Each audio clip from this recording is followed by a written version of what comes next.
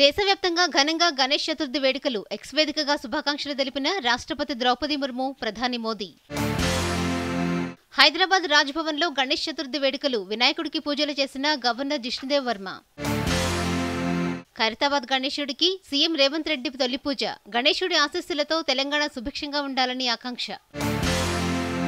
70 అడుగుల ఎత్తుతో కొలువుదీరిన ఖైరతాబాద్ వినాయకుడు శ్రీ సప్తముఖ మహాశక్తి గణపతిగా భక్తులకు దర్శనం. జూబ్లీహిల్స్లోని సీఎం నివాసంలో వినాయక చవితి వేడుకలు. పూజలో పాల్గొన్న సీఎం రేవంత్ దంపతులు, కుటుంబ సభ్యులు. తెలంగాణలో కొత్తగా వ్యవసాయ, విద్యా కమిషన్ల ఏర్పాటు. చైర్మన్లను నియమిస్తూ ప్రభుత్వం ఉత్తర్వులు జారీ.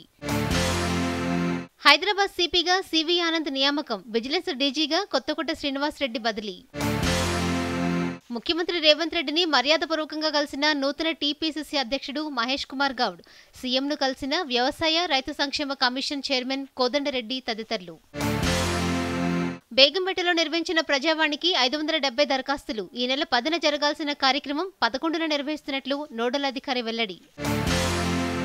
హైడ్రాను మరింత బలోపేతం చేసేందుకు రంగం సిద్ధం. 3 జోన్లుగా విభజించి బాధ్యతల్ని ఎస్పీ స్థాయి అధికారులకు అప్పగించాలని ప్రభుత్వం నిర్ణయం. ములుగు జిల్లాలో క్లౌడ్ బాస్ట్తోనే పెద్ద ఎత్తున వృక్షాల విధ్వంసం జరిగిందన్న అటవీశాఖ. రాష్ట్ర ప్రభుత్వానికి నివేదికను సమర్పించిన అటవీ సంరక్షణ అధికారి డోబ్రియాల్. ఒడిశాలోని పూరీ తీరంలో భారీ వినాయకుడి సైకత శిల్పం. వినాయక చవితి సందర్భంగా 20 రకాల పండ్లతో తీర్చిదిద్దిన సుదర్శన్ పట్నాయక్.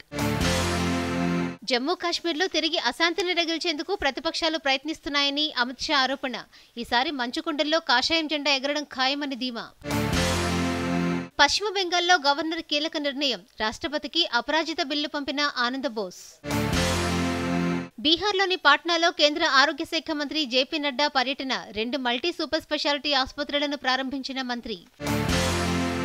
ఉత్తరప్రదేశ్లో ఉపరాష్ట్రపతి జగదీప్ ధన్గఢ్ పర్యటన. గోరఖ్పూర్లో నూతన సైనిక్ స్కూల్ ప్రారంభం. ఢిల్లీ లిక్కర్ కేసులో దర్యాప్తు ముగించిన సీబీఐ. ఎక్సైజ్ పాలసీ నేరపూరిత కుట్రలో కేజ్రీవాల్ భాగస్వామిగా ఉన్నారని ఛార్జిషీట్లో వెల్లడి. యూపీలో ఘోర రోడ్డు ప్రమాదం. బొలెరోను ఢీకొట్టిన బస్సు. 12 మంది మృతి, మరో 4 పరిస్థితి విషమం. మృతుల కుటుంబాలకు 2 లక్షల పరిహారం ప్రకటించిన ప్రధానమంత్రి. శ్రీరామ్ సాగర్ ప్రాజెక్టుకు కొనసాగుతున్న వరద. ఇన్ఫ్లో 47,826 క్యూసెక్కులు. ప్రస్తుత నీటిమట్టం 1090.50 అడుగులు.